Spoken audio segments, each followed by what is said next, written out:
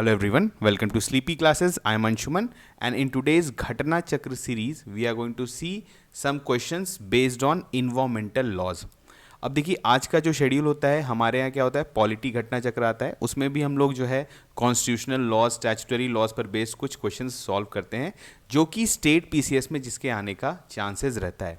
अब इन्वायरमेंट की अगर हम बात करें तो यूपीएससी के पेपर में काफ़ी ज़्यादा इंपॉर्टेंट हो जाता है क्योंकि आपको पता है वहाँ पर फॉरेस्ट सर्विसेज का भी जो है वो कॉमन प्रीलिम्स होता है, तो इसी के वजह से इन्वायरमेंट एंड इकोलॉजी जो है वो काफ़ी इंपॉर्टेंट हो जाता है यूपीएससी के पर्सपेक्टिव से।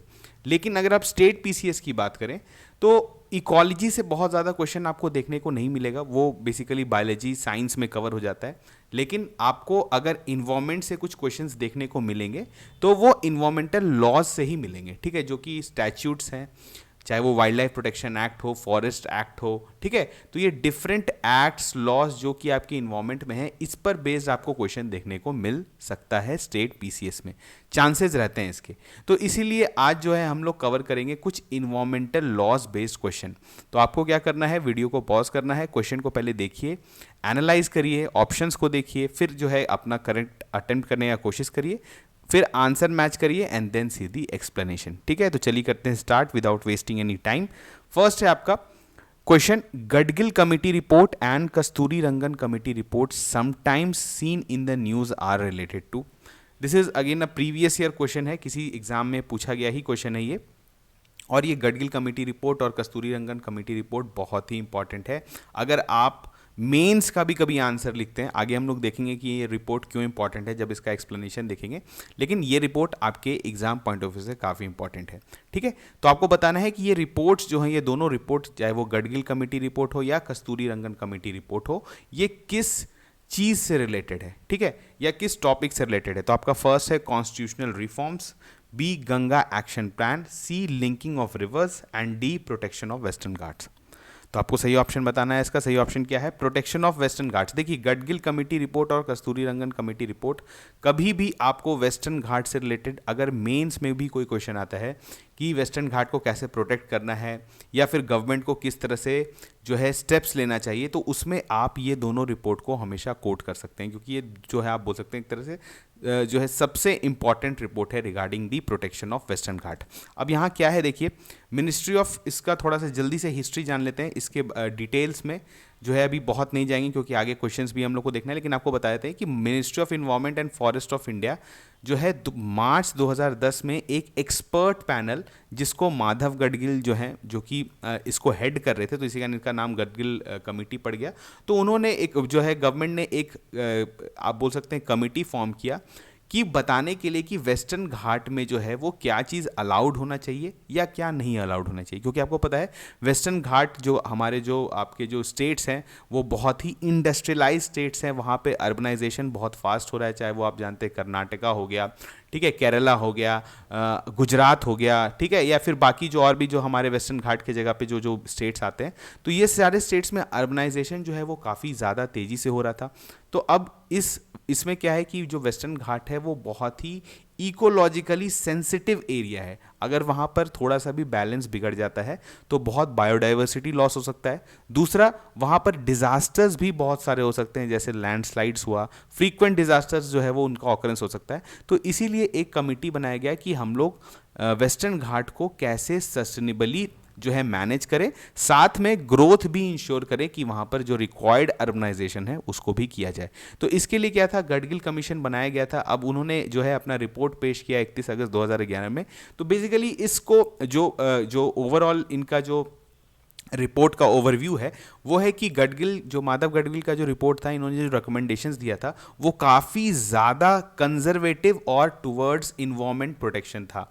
मतलब उसको बोला जा रहा था कि ये जो है ग्राउंड लेवल पे प्रैक्टिकली पॉसिबल नहीं है। उन्होंने बोला गया था कि मैक्सिमम एरिया ऑफ वेस्टर्न घाट को जो है वो इकोलॉजिकल या आप बोल सकते हैं सेंसिटिव एरिया डिक्लेयर कर दिया जाए, और वहाँ पर बहुत सारे एक्टिविटीज़ को प्रोहिबिट कर दिया गया था। ठीक है, लेकिन ऑब्वियसली आपको पता है स्टेट गवर्नमेंट जो है इसका विरोध करेगी, क्योंकि वहाँ पे अर्बनाइजेशन करना है, डेवलपमेंट करना है, तो उस केस में जो है कुछ ना कुछ डेवलपमेंटल वर्क्स वहाँ पे करना पड़ेगा। तो इसको थोड़ा सा रीचेक करने के लिए, रिफॉर्म करने के लिए एक दूसरी कमेटी बनाई गई जिसका नाम था कस्तूरी रंगन कमेटी। लेटर ऑन बनाया गया था, 2011 के बाद में बनाया गया था। और इन्होंने बोला कि instead of total area of Western Ghat only 37%, जो कि आपका 60,000 स्क्वायर किलोमीटर के बराबर है, of the total area be brought under ESA, जिसको हम लोग बोलते हैं ecologically sensitive area, under the Kasturi Rangan report. ठीक है, तो ये जो था ये पूरी तरह से आप बोल सकते हैं इन्वायरमेंटल प्रोटेक्शनिस्ट के वे में ये रिपोर्ट था कि इन्वायरमेंट को कंप्लीट प्रोटेक्शन दे रहा था। और ये जो था ये बोल सकते हैं कि थोड़ा सा डेवलपमेंटल ओरिएंटेड था, और बोला गया था कि अगर सारे एरिया को हम लोग इको सेंसिटिव एरिया डिक्लेयर कर देंगे तो उस केस में डेवलपमेंट नहीं हो पाएगा। तो ये जो है आप बोल सकते हैं थोड़ा सा प्रो डेवलपमेंट था, और this was pro environment protection. ठीक है, चलिए बढ़ते हैं next question. The London convention of 1972, the London protocol 1996 are related to, आपको बताना है किससे रिलेटेड है ये सब है। आप सबसे पहले है आपका प्रोटेक्टिंग बायोडाइवर्सिटी, बी है prevention of marine pollution by dumping of waste and other matter, C है phasing down the use of hydrofluorocarbons, जिसको हम लोग बोलते हैं HFC। ठीक है, और इस पर हमारा एक बहुत डिटेल्ड वीडियो भी आपको पता है, अगर आपको ये जानना है HFC के बारे में। ठीक है, तो यहाँ पर जस्ट अभी क्वेश्चन के बीच में मैं इसको मेंशन कर दे रहा हूँ क्योंकि बाद में हो सकता है भूल जाऊँ। तो ये क्या है, अगर आप इंपॉर्टेंट स्टैटिक टॉपिक्स में जाएंगे, ठीक है, तो वहाँ पर मॉन्ट्रियल प्रोटोकॉल के बारे में काफ़ी अच्छे से डिस्कस किया गया है। तो वहाँ पर हाइड्रोफ्लोरोकार्बन, इवन जो किगाली एग्रीमेंट है उसके बारे में बात किया गया है। तो ये सारी चीज़ जो है आप जाके देख सकते हैं, हमारा जो प्लेलिस्ट है, ठीक है, इंपॉर्टेंट स्टैटिक टॉपिक्स, अगर आप प्लेलिस्ट में जाएंगे तो वहाँ पर है कि इंपॉर्टेंट स्टैटिक टॉपिक्स, वहाँ पर मॉन्ट्रियल प्रोटोकॉल है, उसमें जो है हाइड्रोफ्लोरोकार्बन और इवोल्यूशन कैसे हुआ है, पहले CFC फिर HCFC फिर HFC जो है इसको वहाँ पर डील किया गया है। ठीक है, चलिए बैक टू क्वेश्चन। यहाँ पर क्या है, सी ऑप्शन दिया हुआ है phasing down the use of hydrofluorocarbons, D है reverse the land degradation and desertification process. तो आपको बताना है जो लंदन कन्वेंशन 1972 है, लंदन प्रोटोकॉल 1996 है, ये किससे रिलेटेड है। ठीक है, तो इसका सही ऑप्शन क्या है, इसका सही ऑप्शन है prevention of marine pollution by dumping of waste and other matter. ठीक है, तो अब इसके बारे में थोड़ा सा जान लेते हैं। देखिए जो कन्वेंशन है prevention of marine pollution by dumping of waste and other matter 1972, commonly called as London convention, जिसको हम लोग LC 72 भी बोलते हैं। ठीक है, again this is an international law, फिर भी लॉ से ही रिलेटेड है, इन्वायरमेंटल लॉ ही है, और इस पर बेस आपसे क्वेश्चन पूछा सकता है। और इसको जो है, इसको मरीन डंपिंग जो होता है, चाहे वो आप जानते हैं शिप के द्वारा किया जाता है, जो बहुत सारे कंट्रीज अपना वेस्ट डंप कर देते हैं, तो इसको रोकने के लिए, इसको रेगुलेट करने के लिए जो है इस प्रोटोकॉल को, इस कन्वेंशन को जो है अडॉप्ट किया गया था। लेकिन यहाँ पे आपको इंपॉर्टेंट क्या हो जाता है कि इंडिया जो है is not a part of this, is not a party of this convention, ये आपको पता होना चाहिए। ठीक है, चलिए बढ़ते हैं next question. Eco sensitive zone is declare under which act. ठीक है, यहाँ पर आपको बताना है किस एक्ट के अंदर। अभी जो हमने आपको देखा होगा कि हमने वेस्टर्न घाट में इको सेंसिटिव एरिया या इको सेंसिटिव जोन जो है उसके बारे में बात हो रहा था, तो आपको बताना है कि इको सेंसिटिव जोन जो है वो किस एक्ट के अंदर गवर्नमेंट जो है वो डिक्लेयर कर सकता है।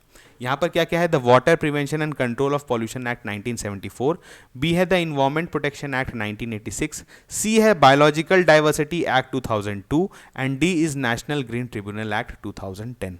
तो आपको सही ऑप्शन बताना है। इसका सही ऑप्शन है इन्वायरमेंटल प्रोटेक्शन एक्ट 1986। देखिए सब जो है बहुत मिलता जुलता। अब आपको लग रहा होगा कि इको सेंसिटिव एरिया का या जोन का बात हो रहा है तो वहाँ पे बेसिकली बायोडाइवर्सिटी को प्रोटेक्ट करना है, तो बायोलॉजिकल डाइवर्सिटी एक्ट 2002 के अंदर भी हो सकता है, लेकिन नहीं, this is under environmental protection act 1986। यहाँ पे क्या देखिए, the state government should declare the land falling within 10 kilometre of the boundaries of national park and wildlife sanctuary. अब national park and wildlife sanctuary basically protected areas हैं। ठीक है, तो protected areas के around भी क्या है, कुछ इको फ्रेजाइल जोन्स होते हैं और इको सेंसिटिव जोन्स उसको बोल सकते हैं। तो इसको हम लोग किसके अंदर डिक्लेयर कर सकते हैं, इन्वायरमेंटल प्रोटेक्शन एक्ट 1986। कौन करता है, स्टेट गवर्नमेंट। अब देखिए यहाँ पर क्या है, इंपॉर्टेंट चीज क्या है कि ये बनाया क्यों जाता है। तो आपको पता है कि जो नेशनल पार्क है और वाइल्ड लाइफ सेंचुरीज हैं, ये क्या है, प्रोटेक्शन ऑफ वाइल्ड लाइफ के लिए हैं।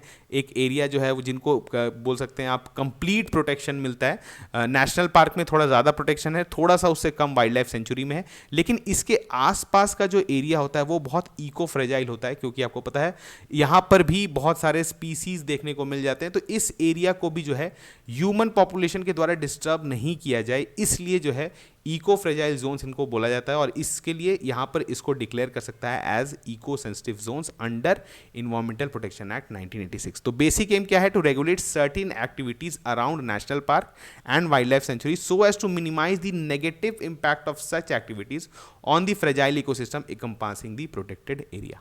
ठीक है, चलिए बढ़ते हैं next question. Consider the following about central zoo authority. Central zoo authority के बारे में आपको बताना है, कुछ स्टेटमेंट दिए हुए हैं, तो आपको बताना है इसमें से कौन कौन से स्टेटमेंट सही हैं, ऑप्शंस जो दिए हुए हैं उसके अनुसार। यहाँ पर दिया हुआ है फर्स्ट है the CZA is a statutory body under the ministry of environment forest and climate change. ठीक है, MOEF जिसको बोलते हैं। इट वॉज, सेकेंड स्टेटमेंट है, it was constituted in 1992 under the prevention of cruelty to animals act 1960। ठीक है, आपको पता है बहुत इंपॉर्टेंट एक्ट है prevention of cruelty to animals act 1960, इसके अंदर सेंट्रल जू अथॉरिटी को बनाया गया था, ये आपको बताना है। ठीक है, थर्ड क्या है? It is chaired by environment minister, जो भी इन्वायरमेंटल मिनिस्टर हैं उनके द्वारा इस अथॉरिटी का जो है चेयरमैनशिप होता है। अब क्या है? Which of the above statement are correct about CZA। ठीक है, सेंट्रल जू अथॉरिटी के बारे में कौन कौन से स्टेटमेंट जो है वो सही है? तो आपका पहला ऑप्शन है 1 and 2 ओनली, बी है 1 and 3 only, C is 2 and 3 only, and D is all of the above. मतलब सारे स्टेटमेंट जो है वो CZA के बारे में सही है। ठीक है, तो चलिए वेट करते हैं, आप थोड़ा सा सोच लीजिए इसके बारे में। इसका सही ऑप्शन क्या है? इसका सही ऑप्शन है 1 and 3 ओनली। देखिए, ये जो है CZA is definitely a statutory body, ठीक है, under ministry of environment forest and climate change. Administrative control जो है वो इसी मिनिस्ट्री के अंदर है, लेकिन इसको 1992 में जो है कॉन्स्टिट्यूट किया गया था under prevention of cruelty to animal act नहीं, बल्कि वाइल्ड लाइफ प्रोटेक्शन एक्ट 1972। ठीक है, तो ये अगेन जो है this is a very good question आप बोल सकते हैं, क्योंकि यहाँ पर लोगों को कंफ्यूजन हो सकता है कि जू में, आपको बताते हैं कैसे मेंटालिटी काम करता है। जू में आपको पता है एनिमल्स के साथ क्रुएलिटी होता है, उसको मैनेज करने के लिए तो लोग एक सोच सकते हैं, अगर उनको नॉलेज नहीं है तो वो इस तरह से सोच सकते हैं कि अच्छा प्रिवेंशन ऑफ क्रुएलिटी एक्ट के अंदर जो है वो सेंट्रल जू अथॉरिटी काम करता है। ठीक है, और बहुत टाइम जो है इस तरह का लॉजिक एग्जाम में आपको आता है, लेकिन इस तरह के क्वेश्चंस को जब आपको पूरी तरह से नॉलेज नहीं हो, या फिर आपको कोई ऑप्शन डेफिनेटली पता हो कि ये नहीं होता है, तो उस केस में आप एलिमिनेट कर लेते हैं। लेकिन जो है आपको ऐसा नहीं होना चाहिए कि आप कुछ चीज़ों को रिलेट करें। जनरली बहुत सारा क्वेश्चन ऐसा जो है आपको फंसाने के लिए भी दिया जाता है। ठीक है, अब यहाँ पर देखिए क्या, it is chaired by environment minister, ये बिल्कुल सही है, और and has 10 members and a member secretary. Objective क्या है? Authority is to complement and strengthen the national effort in conservation of rich biosphere. आपको पता है जू के अंदर भी जो है वाइल्ड लाइफ प्रोटेक्शन ही होता है एक तरह से, तो वहाँ पर भी जो है इसको मतलब क्योंकि प्रोटेक्टेड एरियाज़ में नेशनल पार्क और वाइल्ड लाइफ सेंचुरी के अलावा जो है अगर जू में भी प्रोटेक्शन मिलता है, तो एक तरह से जो है उसके ओवरऑल कैसे काम कर रहा है, ढंग से काम कर रहा है, जो वाइल्ड लाइफ को प्रोटेक्ट कर रहा है वो अच्छे से कर रहा है कि नहीं। ठीक है, उनका क्या मतलब उनको हैबिटेट प्रोवाइड किया जा रहा है, उनका फूडिंग, या सारा चीज़ को जो है ये रेगुलेट करता है, that is CZA, central zoo authority. ठीक है, चलिए बढ़ते हैं आगे, नेक्स्ट क्वेश्चन। ये क्वेश्चन देखिए अगेन, ये एक बार और इन्वायरमेंट में हमने जो है इसको पूछा गया था। ये क्वेश्चन बहुत प्रोबेबल है आपसे पूछा जा सकता है। NGT जो है नेशनल ग्रीन ट्रिब्यूनल, ये काफ़ी न्यूज़ में रहता है, तो NGT के बारे में आपको सारे चीज़ पता होना चाहिए। ठीक है, तो चलिए पहले हम लोग क्वेश्चन सॉल्व करते हैं, फिर NGT के बारे में देखेंगे।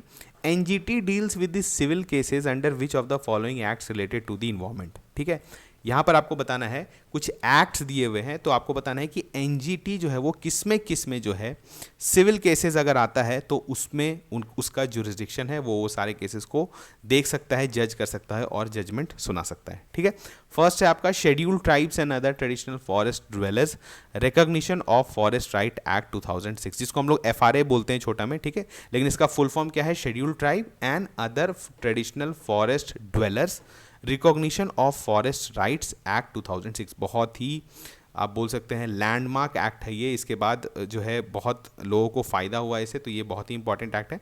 तो ये भी जो है NGT के अंदर आता है या नहीं आता है। ठीक है, दूसरा क्या है? Public liability insurance act 1991, C is biological diversity act 2002, and fourth is compensatory afforestation fund management and planning authority act, CAMPA जिसको हम लोग बोलते हैं, ये भी जो है NGT के अंदर आता है या नहीं आता है। ठीक है, अगर इसमें मतलब केसेस होता है ये लॉ के अंदर, अगर कोई सिविल केस बनता है तो क्या NGT को जुरिस्डिक्शन है अपना जजमेंट देने का। ठीक है, जो तो यहाँ पर क्या आपको, चलिए ऑप्शंस क्या दिया हुआ है? A है 1 and 2, B is 1, 2 and 3, C is 2 and 3, D is 1 and 4, and E भी ऑप्शन दिया हुआ है ऑल ऑफ दी अबव। तो आपको सही ऑप्शन बताना है इसका। इसका सही ऑप्शन है 2 and 3, देखिए ये दोनों जो एक्ट है ये एनजीटी के अंदर नहीं आता है, मतलब 1 और 4 जो है वो नहीं आता है, सिर्फ 2 और 3 आता है। चलिए हम लोग देख लेते हैं एनजीटी के अंदर कौन कौन आता है। तो एनजीटी जो है वो डील करता है अंडर 7 लॉज। यहाँ पे 7 लॉज बहुत इंपॉर्टेंट हैं जो कि आपको याद होना चाहिए। ये हमने पहले भी घटना चक्र या फिर क्वेश्चन वाला जो हमारा सीरीज था उसमें हमने एनजीटी के बारे में किया था। ये क्वेश्चन बहुत प्रोबेबल रहता है, खास करके अगर स्टैटिक क्वेश्चन पूछा जाता है तो वहाँ पर इस तरह के क्वेश्चन आपसे बन सकते हैं। तो यहाँ पर देखिए कौन से 7 लॉज है। सबसे पहले water prevention and control of pollution act 1974, दूसरा है water prevention and control of pollution cess act 1977, तीसरा है आपका द फॉरेस्ट कंजर्वेशन एक्ट 1980। देखिए फॉरेस्ट राइट एक्ट नहीं है लेकिन फॉरेस्ट कंजर्वेशन एक्ट है 1980, इसके अंदर अगर सिविल केस बनता है तो आपका जो है वो एनजीटी जा सकते हैं, ठीक है। उसके बाद air prevention and control of pollution act 1981। अब आपके लिए एक क्वेश्चन मैं यहाँ पे छोड़ा हूँ, कमेंट सेक्शन में बताइए कि CPCB central pollution control board जो है वो किस एक्ट के अंदर बनाया गया है। यहीं पर से कोई एक्ट है जिसके अंदर बनाया गया, आपको बताना है कमेंट सेक्शन में, ठीक है। उसके बाद क्या देखिए द इन्वायरमेंट प्रोटेक्शन एक्ट 1986, उसके बाद है आपका the public liability insurance act 1991 and last है द बायोलॉजिकल डाइवर्सिटी एक्ट 2002, ठीक है। अब एनजीटी ही जो है वो क्या है, एक स्पेशलाइज्ड बॉडी है जिसको बनाया गया था under national green tribunal act 2010। अब आपसे यही पूछा जाए कि एनजीटी को ही किसके अंदर फॉर्म किया गया था, तो इसका एक अलग से स्टैट्यूट है जिसका हम लोग बोलते हैं नेशनल ग्रीन ट्रिब्यूनल एक्ट 2010। और इसको क्यों बनाया गया था कि मतलब जो है एक्सपेडाइट करना, इन्वायरमेंटल प्रोटेक्शन रिलेटेड जो केसेस आता है उसको जल्दी से उसका डिस्पोजल करना, ठीक है। तो यहाँ पर हमने 5 क्वेश्चंस देखा related to environment and laws basically environmental laws से रिलेटेड क्वेश्चन था। ऐसे ही हम लोग कभी कभी पॉलिटी वाले सीरीज में ही इन्वायरमेंटल लॉज को कवर करते रहेंगे, ठीक है। और जितना स्टेट पीसीएस में रिकॉर्ड है, इसके अलावा आपको पता है क्योंकि मेन चैनल पे जो है वहाँ पर ऑब्वियसली प्रीलिम्स का जो है सारा इनिशिएटिव्स स्टार्ट हो चुका है फॉर योर प्रीलिम्स 2023, तो वहाँ पर इन्वायरमेंट को स्पेशल फोकस दिया जाता है, इसलिए क्योंकि यूपीएससी के प्रीलिम्स एग्जाम में प्रीलिम्स में जो है वो फॉरेस्ट का भी प्रीलिम्स होता है, इसी कारण वहाँ पर आपका इन्वायरमेंट का जो है वो काफ़ी ज़्यादा वेटेज बढ़ जाता है। लेकिन अगर आप स्टेट पीसीएस के हिसाब से वो देखें तो वहाँ पर क्या होता है, आपको स्टेट पीसीएस में लॉज पर बेस्ड ज़्यादातर क्वेश्चंस पूछे जा सकते हैं, ठीक है। लेकिन अब बहुत लोग क्या होता है कि जो है इन्वायरमेंट को पूरी तरह से अवॉइड करके चलते हैं स्टेट पीसीएस में, वो भी सही नहीं है। आपको पता होना चाहिए, अगर आप सिर्फ स्टेट पीसीएस की तैयारी कर रहे हैं तो आपको इन्वायरमेंट के बारे में, इन्वायरमेंटल लॉज के बारे में भी थोड़ा सा पता होना चाहिए, ठीक है। चलिए मिलते हैं नेक्स्ट लेक्चर में, तब तक थैंक यू।